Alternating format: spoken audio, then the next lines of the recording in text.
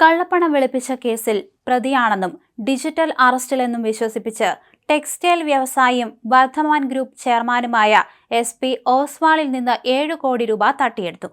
CBI ഓഫീസർമാരെന്ന വ്യാജേനെ ഏതാനും ചിലർ WhatsApp വഴി ഓൺലൈനായി എത്തിയാണ് തട്ടിപ്പ് നടത്തിയത്. കോടതി മുറിയും ചീഫ് ജസ്റ്റിസിനെയും വരെ വ്യാജമായി സൃഷ്ടിച്ചായിരുന്നു തട്ടിപ്പ് നടത്തിയത്. ഡിജിറ്റൽ അറസ്റ്റിന്റെ പേരിൽ 48 മണിക്കൂറിലേറെ ഓസ്വാളിനെ കസ്റ്റഡിയിൽ വയ്ക്കാനും സംഘത്തിന് കഴിഞ്ഞു. ഓഗസ്റ്റ് 27-നാണ് തട്ടിപ്പുകളുടെ തുടക്കം.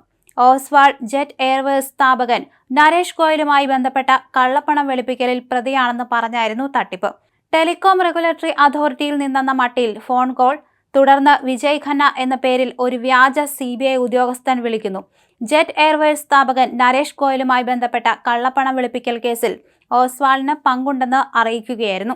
മുംബൈ പോലീസിന്റെ മുദ്രയുള്ള രേഖകൾ അയച്ചു നൽകി. ഇതോടെ സംഭവം സത്യമെന്ന് വിശ്വസിച്ച ഓസ്വാൾ ഭയന്നുപോയി. ഇടയ്ക്ക് ഓർഡർ എന്ന് പറഞ്ഞ് തടിച്ചുറ്റുക മേശയിൽ അടിക്കുന്നു. മലേഷ്യയിലേക്ക് പാഴ്സൽ അയക്കാൻ ആധാർ കാർഡ് ഓസ്വാൾ ദുരുപയോഗം ചെയ്തുവെന്ന് ഇവർ പറഞ്ഞു. സ്കൈപ്പ് കോളിലൂടെ സുപ്രീം കോടതി മുറിയും ചീഫ് ജസ്റ്റിസിനെയും വരെ ഇവർ വ്യാജമായി സൃഷ്ടിച്ചു. വീഡിയോ കോളിൽ സുപ്രീം കോടതി ചീഫ് ജസ്റ്റിസ് DY ചന്ദ്രചൂഡിന്റെ വേഷത്തിൽ ഒരാൾ ആ കേസ് പരിഗണിക്കുന്നു. 48 മണിക്കൂറിലേറെ നീണ്ട ഡിജിറ്റൽ കസ്റ്റഡി, ഉറക്കത്തിൽ പോലും വീഡിയോ കോൾ വഴി നിരീക്ഷണം.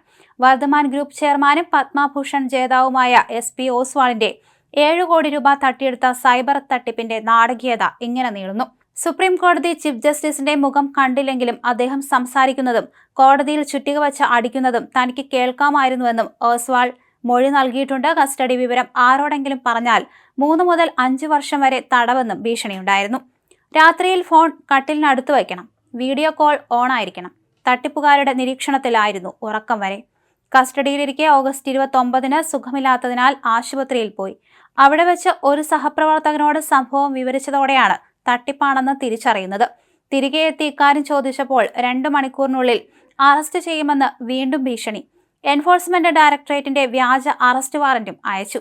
പോലീസ് കസ്റ്റഡിയിൽ മരിച്ചാലും ഇനി പണമയക്കില്ല എന്ന് പറഞ്ഞാണ് ഓസ്വാൾ സംഭാഷണം അവസാനിപ്പിച്ചത്. പ്രതികളിൽ ചിലരെ പോലീസ് അറസ്റ്റ് ചെയ്യുകയും 5.2 കോടി രൂപ തിരിച്ചുപിടിക്കുകയും ചെയ്തു.